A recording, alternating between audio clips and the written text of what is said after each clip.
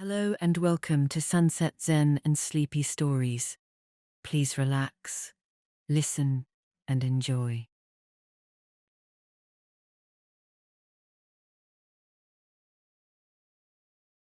Everything That Stays. The fifth story of Nora and the Valley. Part 1. The Van.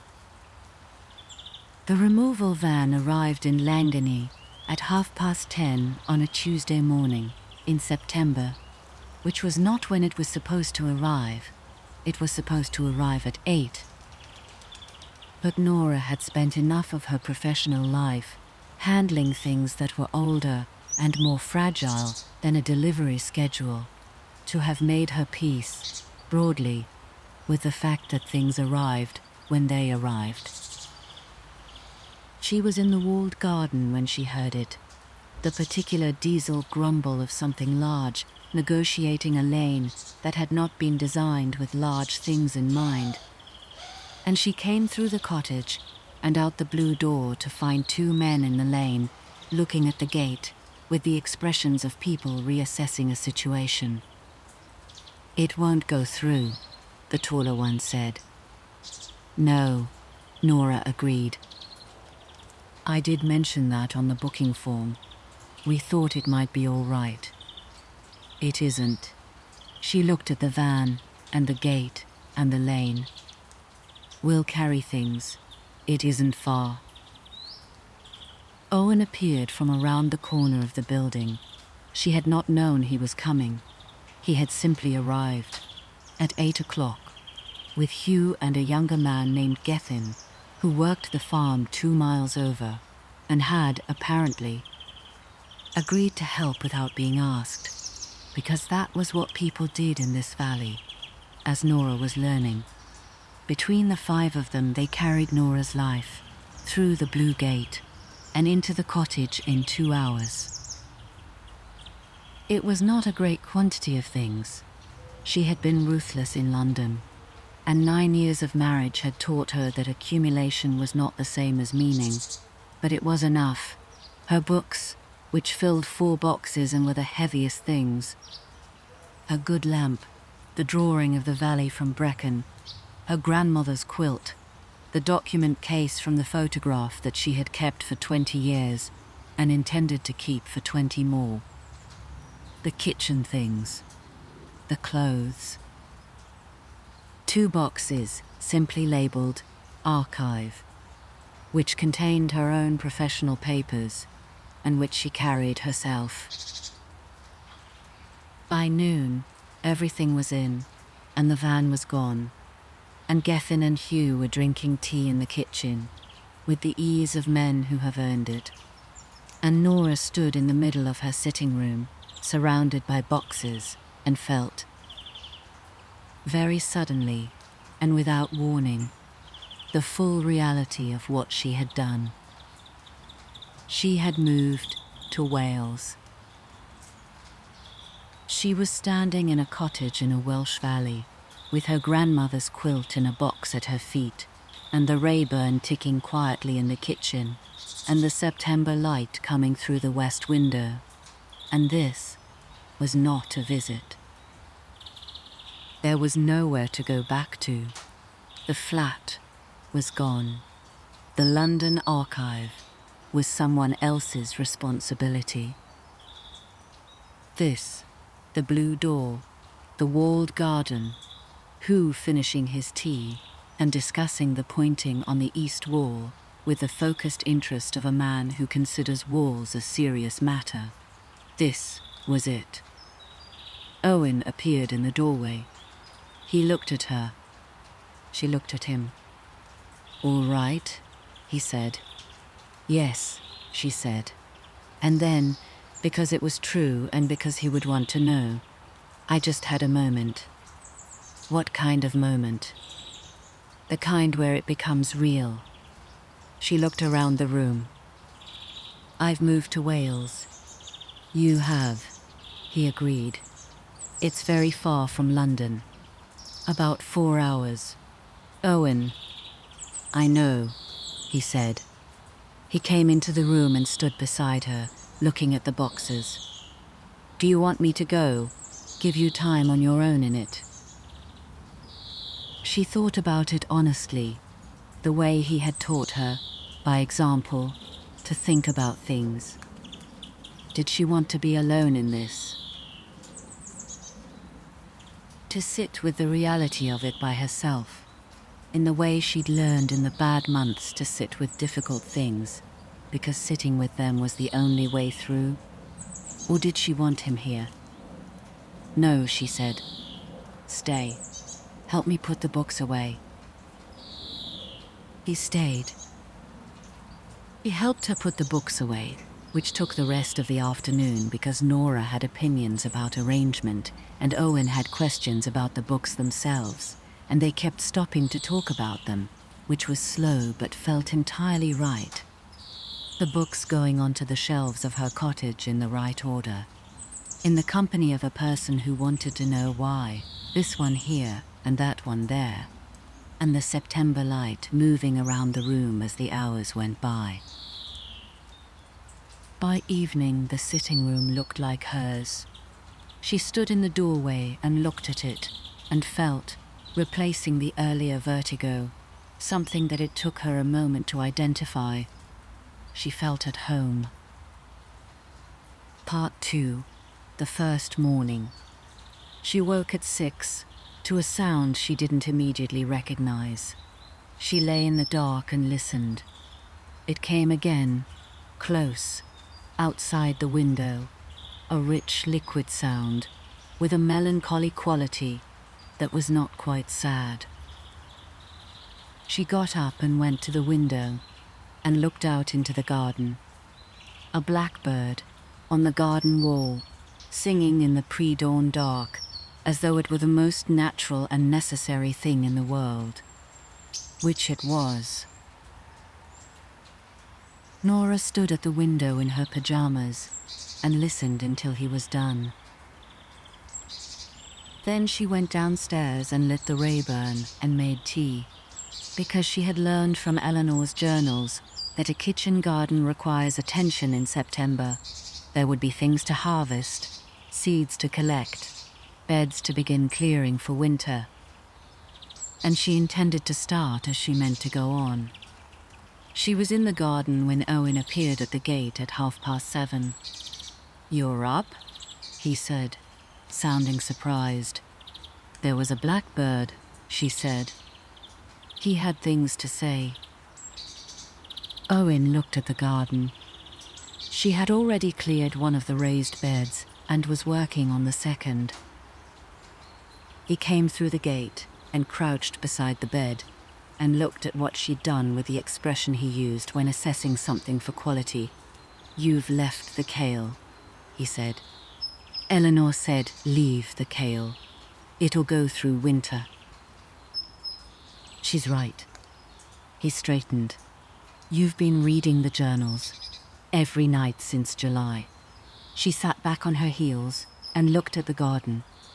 She planted sweet peas against the south wall in 1973 and said they were the best she'd ever grown. "I'm going to try it next spring." Owen was looking at her with the expression she had first noticed in October, in this very valley, when she had walked out of Cefn Cottage at 7 in the morning with her boots on. She would maintain the correct feet. The expression of someone watching something they are glad to see. "What?" she said. "Nothing," he said. "You look right, here." She looked at the garden, the wall, the fruit trees. The morning light was coming over the ridge now, long and golden, the specific quality of September light which was not quite summer and not quite autumn, but something in between. Generous still, but with a new clarity. As though the year were coming into focus. "I feel right," she said. Which is, I didn't know if I would. When it was real. I thought I might feel right and I hoped I would, but I didn't know. And I do. She picked up her trowel. "Go away, Owen. I'm gardening." He laughed, a real one, unguarded, the kind she collected, and went to put the kettle on. Part 3. The Archive. The Powys County Archive occupied a modern building on the edge of Brecon that was considerably less romantic than its contents, which was the way of archives everywhere. The unglamorous exterior concealing the extraordinary interior. The ordinary building holding the irreplaceable things. Nora had worked in enough of them to find this entirely appropriate. Archives were not meant to be impressive from the outside. They were meant to be safe.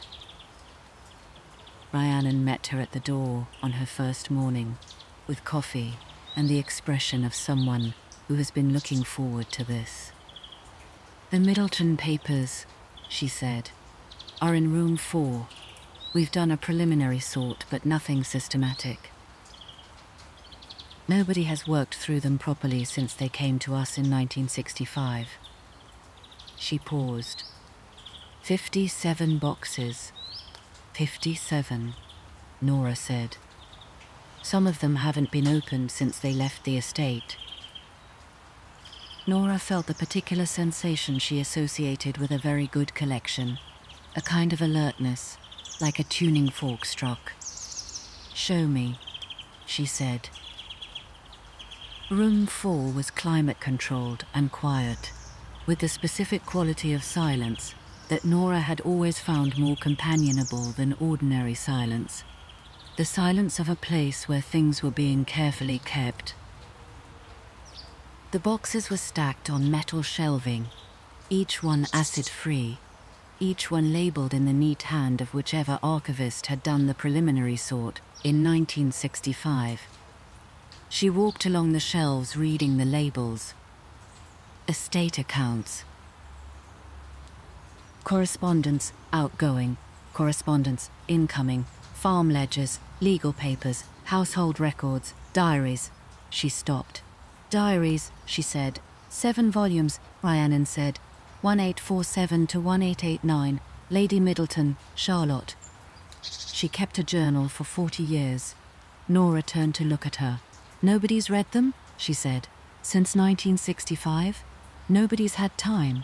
Rhiannon looked at the shelf with the expression of someone who has been waiting for the right person to arrive. "We've been understaffed for 20 years. The important thing was keeping them safe." A pause. "I thought you might want to start there." Nora thought of Thomas Morgan's letter, behind its wall, for 130 years. She thought of Eleanor's father's journal, in its tin box. She thought of all the things people had kept, and all the years those things had waited, and all the voices that had been quiet, not because they had nothing to say, but because no one had yet come to listen. "Yes," she said. "I'll start there." Part 4. Charlotte. Charlotte Middleton had been 23 years old when she began her diary, newly married, newly arrived at the estate from her family home in Shropshire, and she had written in a hand that was educated and rapid and entirely her own.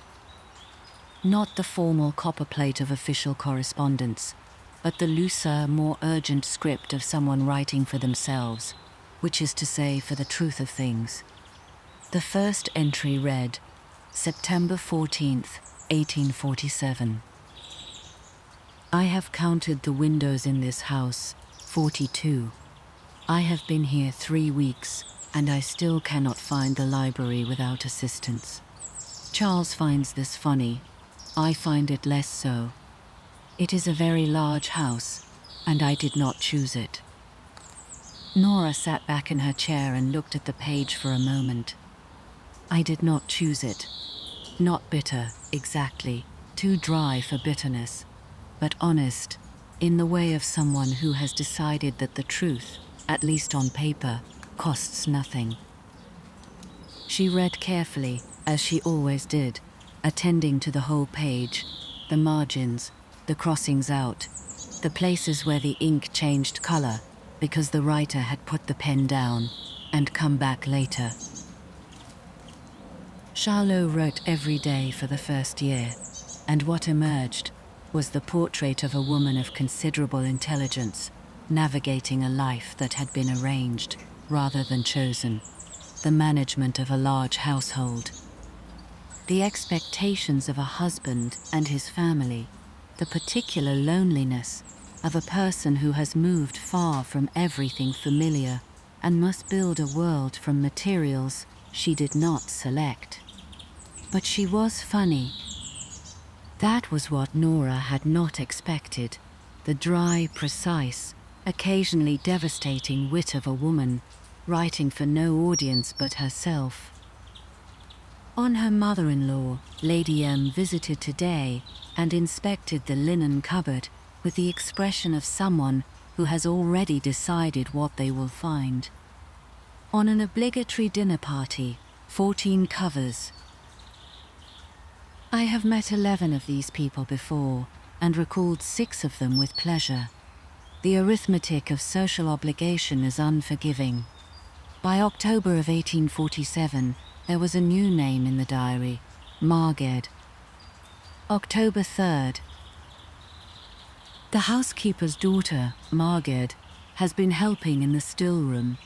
She is perhaps 16 and entirely silent in the presence of the family, but I have heard her talking to the cook, and she has a great deal to say.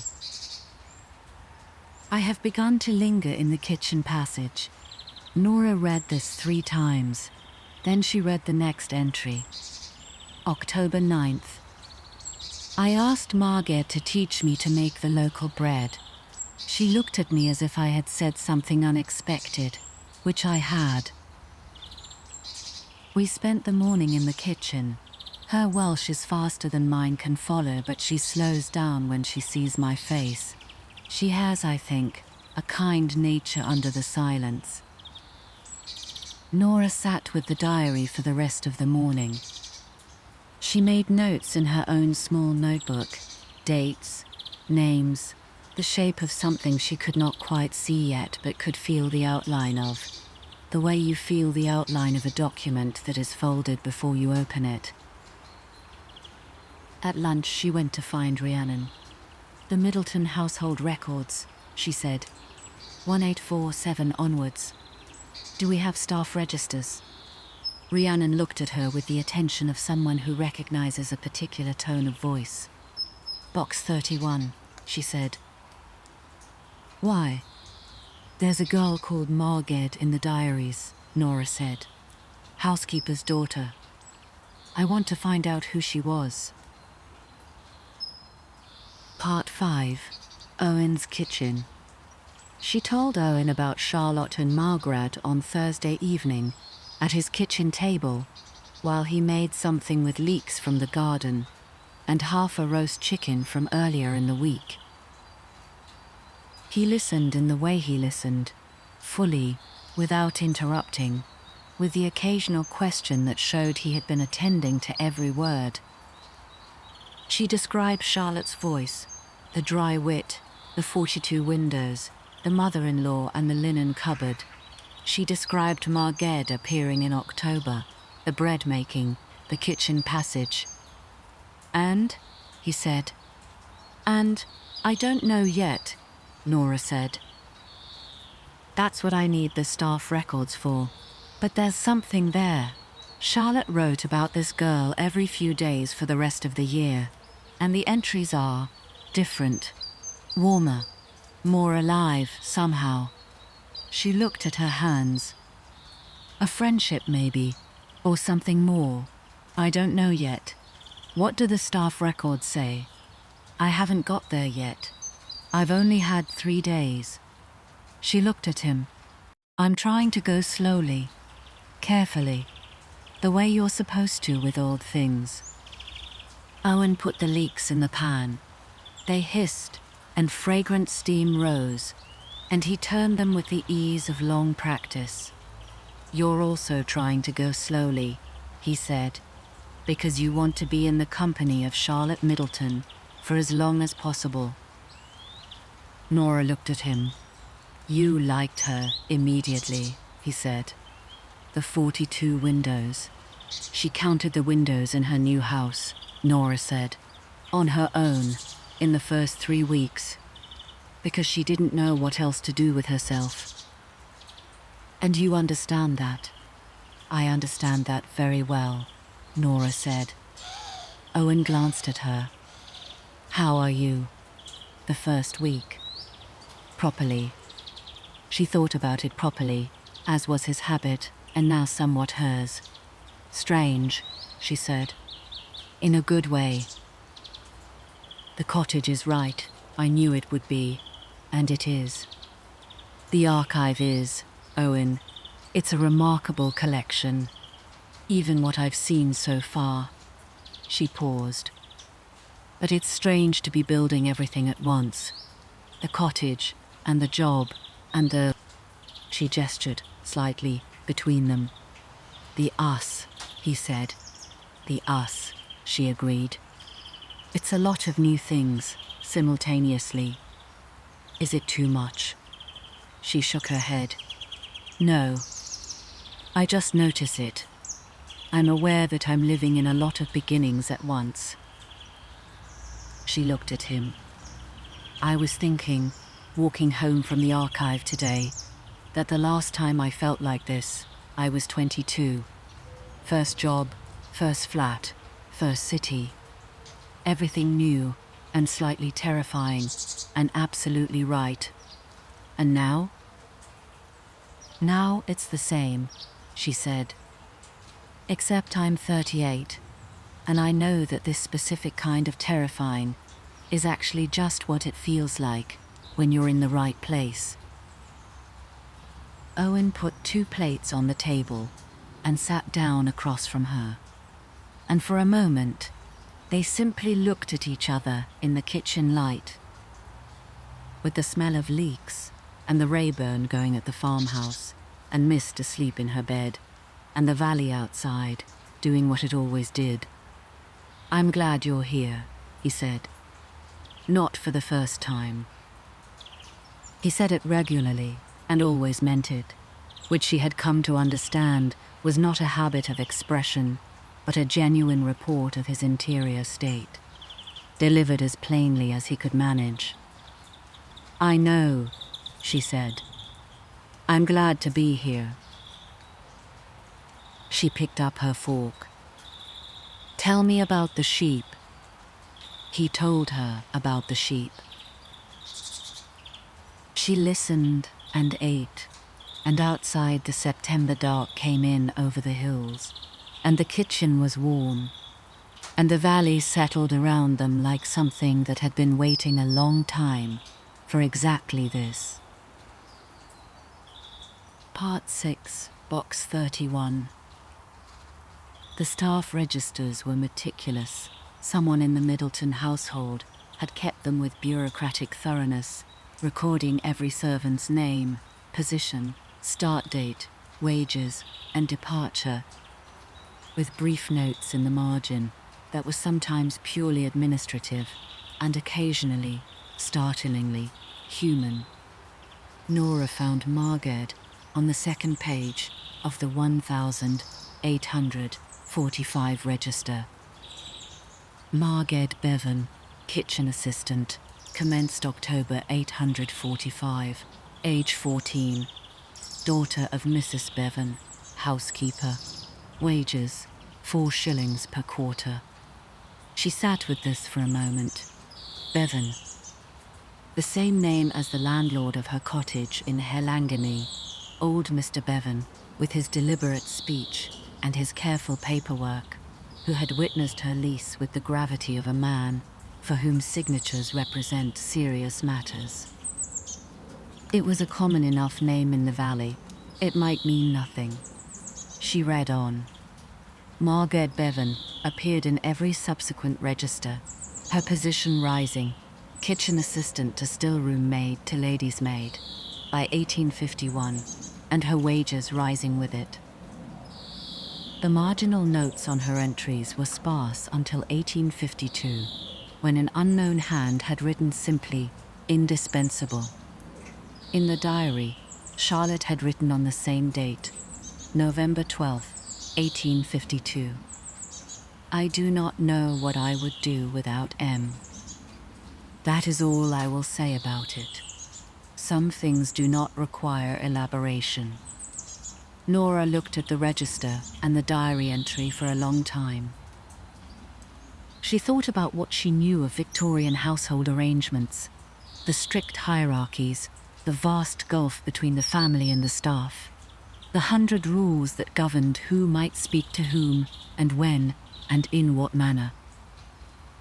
She thought about a young woman from Shropshire counting the windows of her new house, and a girl from the valley who slowed her Welsh down when she saw confusion on a face.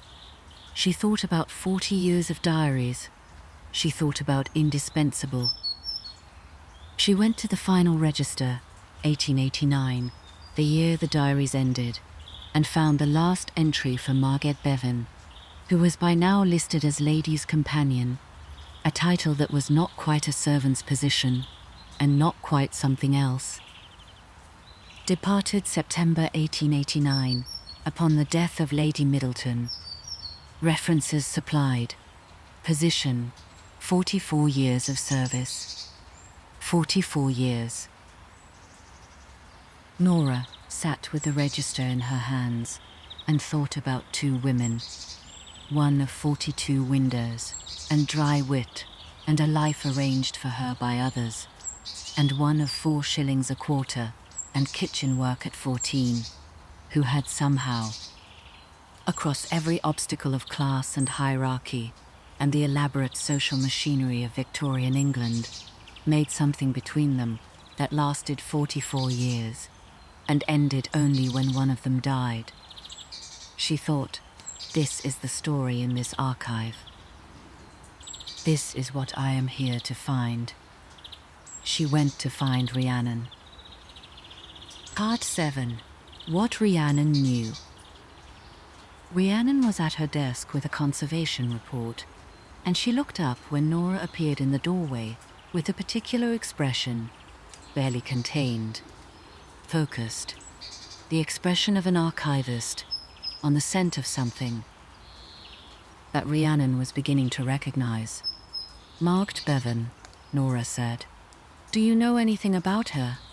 Rhiannon set down her pen. "Marked Bevan, Lady's Companion to Charlotte Middleton." A pause. "There's a small bequest in Lady Middleton's will. I came across it when I was doing the preliminary catalogue in 2019. I didn't know what to make of it." She turned to her computer. "Here. To my companion Margaret Bevan, I leave the sum of £300 and all my books, in recognition of 44 years of devoted service and friendship, the latter being more valuable than the former. Devoted service and friendship." Nora sat down in the chair across from Rhiannon's desk. £300 in 1889, she said. "That's a considerable sum," Rhiannon said. "For a lady's companion. Very considerable." She looked at Nora. "And the books." She left her the books.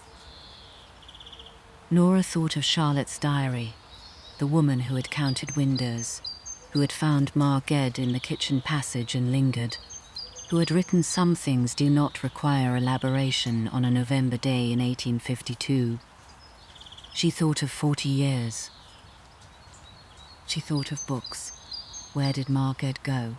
she said. "After. Do we know?" "She was local," Rhiannon said. "From the valley. I assumed she went home." She paused. "There might be something in the parish records. Or," she stopped, "or," Nora said. Rhiannon looked at her with the expression of someone remembering something slowly. "There's a cottage in Llangany," she said. "That has been in the same family for a very long time. The landlord is a Mr. Bevan." Nora was very still. "Old Mr. Bevan," Rhiannon said. His family has been in that valley since before anyone can remember. Nora thought about signing the lease in Mr. Bevan's kitchen, which smelled of strong tea and years. She thought about his deliberate speech and his careful paperwork. She thought about a cottage with a blue door that had been in the same family, apparently, for a very long time. "I think," Nora said slowly, "that I live in Marged Bevan's house." Part 8. Mr. Bevan. She went to see him on a Saturday morning. He was in the garden when she arrived, a small, productive garden, very orderly, and he straightened up when he saw her coming down the lane with the careful movement of a man whose back has opinions about bending. "Mrs. Ashby," he said. "Mr. Bevan." She stopped at his gate. "I found something at the archive. I thought you should know about it." He looked at her for a moment with the steady, unhurried assessment she had seen before, when she'd stood in the kitchen of the Blue Door cottage, and he'd waited for her to be certain. Then he opened the gate. "You'd better come in," he said. His kitchen smelled of strong tea and years, as it always did. He made the tea without asking, the way people in this valley always did, and set it on the table. And she told him what she'd found. Marged Bevan, kitchen assistant, aged 14, 1845. Lady's companion, 44 years. £300, and all the books. Mr. Bevan listened without speaking. When she was done, he was quiet for a long time. "My grandmother," he said at last, "used to say we came from the big house. We children thought she meant we were grand." A dry pause which reminded Nora, suddenly and sharply, of Charlotte Middleton's diary. She meant her grandmother had worked there. "Her grandmother," Nora said carefully. "Would that be Marged?" he said. "Yes, Marged Bevan." "My grandmother talked about her sometimes, said she was a formidable woman, came back to the valley with money and books and built the cottage." He looked at his tea. It was her cottage, to start with, her money that built it. Charlotte's £300 and all her books. The cottage with the blue door. "Mr. Bevan," Nora said, "there are 40 years of diaries in the archive. Charlotte Middleton's diaries. Marged is in almost every entry." He looked at her. She chose her words with the care she brought to old documents, because some things deserved careful handling. "From what I can read, they were very important to each other. For a very long time." He was quiet again, in the way of a man who is taking something in fully before he responds. "I see," he said. "I thought you should know," Nora said. "It's your family's story. What I find in those diaries, it belongs to you as much as it belongs to the archive." He looked at the table, at the tea, at the window in the garden beyond it, very orderly in the September morning. "My grandmother," he said again. "She had books." He nodded slowly, to himself. "She had a great many books. We always wondered where they came from." He looked at Nora. "Can I see the diaries?" "Whenever you like," she said. "I'll arrange it with Rhiannon. You can come to the archive, or I can bring copies here." She paused. "There's a lot to read. 40 years. "I'm 81, Mr. Bevan said, with the dry precision of a man who has thought about time. "I'd better start soon." Part 9. The Anniversary. 3 weeks into September, on a Friday evening, Nora stood in her sitting room and looked at it. The books were on the shelves. The lamp was in the corner. The drawing of the valley was on the wall above the fireplace, which she had lit for the first time that week because September evenings in the Welsh hills have a chill that arrives without warning and requires a response. The grandmother's quilt was over the back of the sofa. On the table by the window, her table, her window, there was a glass of wine and the notebook in which she was writing her preliminary catalogue notes for Charlotte's diaries, and beside it, a small vase of late roses from the garden, which she had not planted, but which had been there, in the bed against the south wall, apparently for a very long time. She had come to the valley exactly 1 year ago. 1 year ago she had turned off the motorway and followed a road she didn't know, into hills she hadn't seen, to a cottage she had never visited, because she needed a different kind of quiet. She had arrived to find a fire already lit and a man with wet hair and an armful of logs, and she had found a letter behind a wall, and none of what had followed had been planned. She heard the blue door. Owen let himself in. She had given him a key in the first week, without discussing it, setting it on the kitchen table, and he had picked it up and put it in his pocket without discussing it either, which was the way they did most things, and came through to the sitting room with Mist, who made directly for the hearthrug and arranged herself on it with the confidence of a dog who has decided this fire is hers. Owen looked at Nora, standing in the middle of her sitting room. "You're doing the looking around thing," he said. "It's been a year," she said. He came to stand beside her. He looked around the room too, the books, the lamp, the drawing, the quilt, the fire, the table by the window with its notebook and its roses.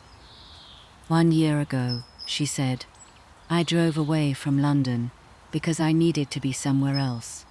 I didn't know what I needed, exactly. I just knew it was somewhere else." "I know," he said. "I was there. You were there with wet hair and someone else's logs." "My logs," he said. "My cottage. My fire." "Your coat," she said, "which you stole, which I borrowed." She looked at him. "I want to tell you something." "All right." "When I booked the cottage last October," she said, "I was in a bad way. Not dramatically. Not in a way that showed, particularly. But inside, I'd lost the thread of myself. I didn't know what I liked anymore, or who I was without the scaffolding of a life I'd been building for years." She paused. "And then I came here, and I found a letter, and I found—" She stopped. He waited. "I found out what I like," she said. "I like old documents and long walks and kitchen gardens and dry stone walls and the way this valley smells after rain. I like Eleanor's garden journals and Charlotte Middleton's diary and a blackbird on a wall at 6 in the morning." She looked at him. "And I like you, very much, which I think you know." "I know," he said, "but I want to say it properly," she said.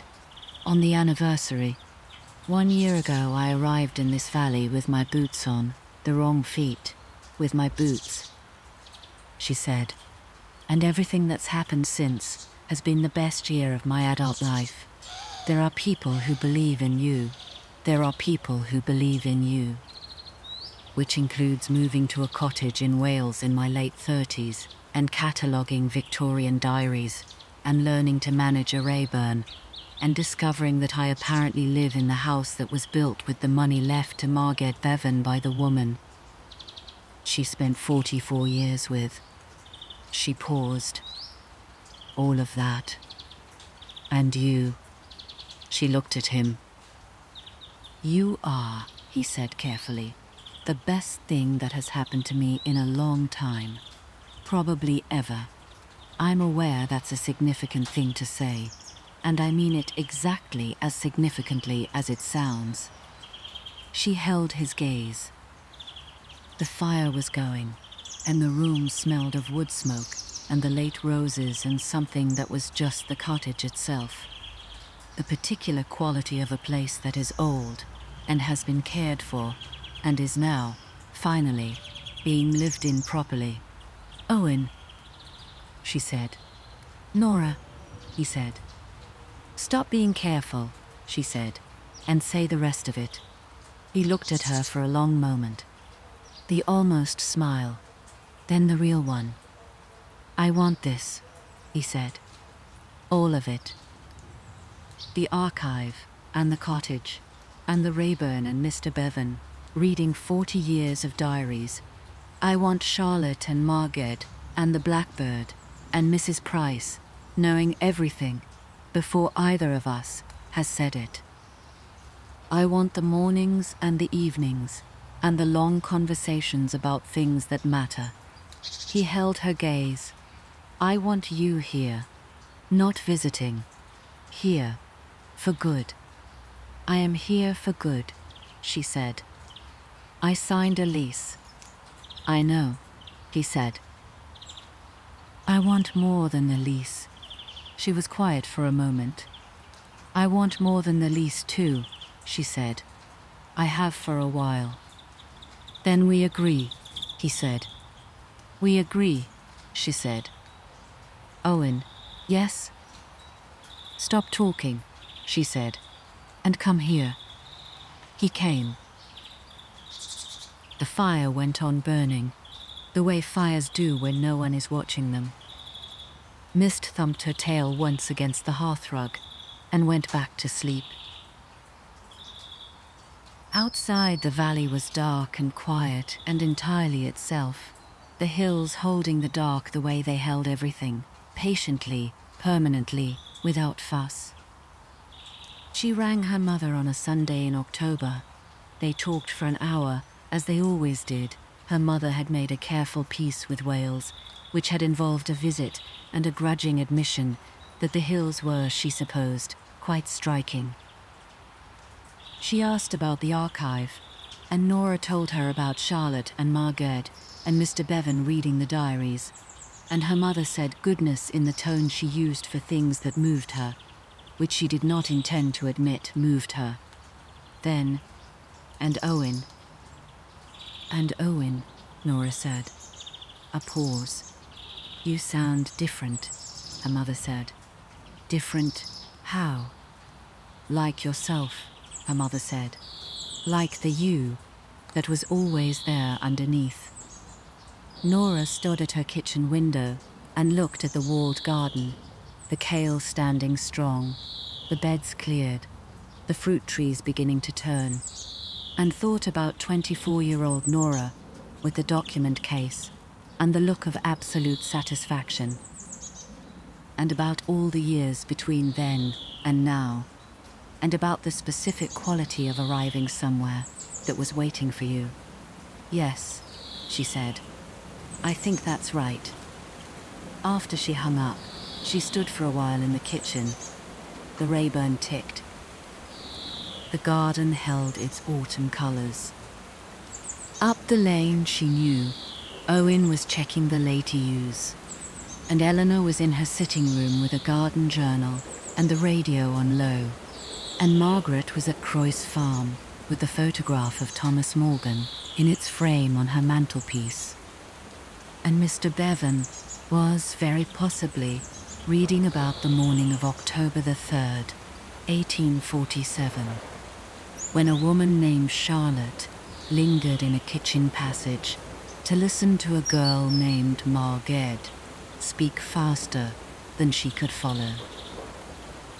I did not choose it, Charlotte had written, of her new house, her new life, all those years ago. But then, Marged, then 44 years, then all my books. Some things you don't choose, Nora thought. They simply find you when you are paying attention, when you have made yourself quiet enough to hear them. She put on her boots, both on the correct feet, and went out into the October morning, into the valley that was hers, into the life she had somehow, improbably, perfectly found.